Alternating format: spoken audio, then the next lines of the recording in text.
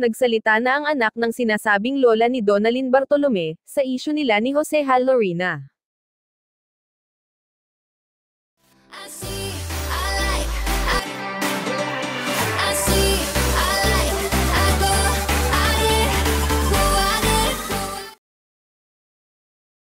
Hindi pa din nagbibigay ng pahayag si Donalyn Bartolome, sa kabila ng mga akusasyon sa kanya ni Jose Hal Lorena.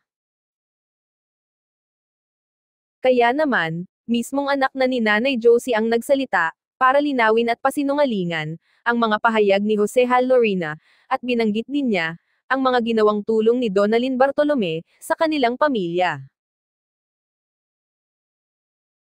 Sa Facebook post ng anak ni Nanay Josie, pinahayag niya dito ang tugon niya sa mga sinabi ni Jose Hal Lorena.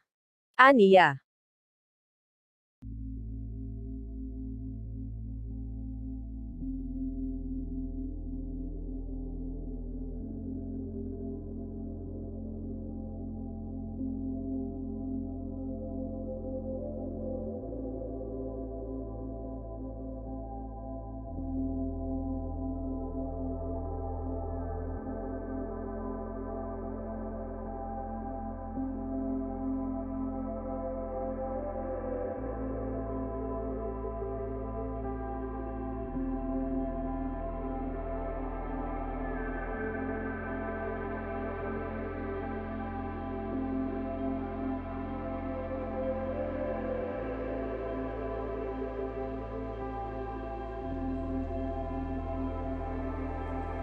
May video nagpapakita na tinulungan ni Donalyn Bartolome si Nanay Josie.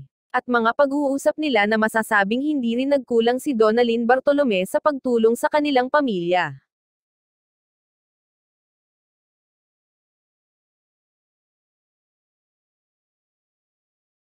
Ano ang masasabi nyo dito? Just leave your comment. Paki-like na din at mag-subscribe.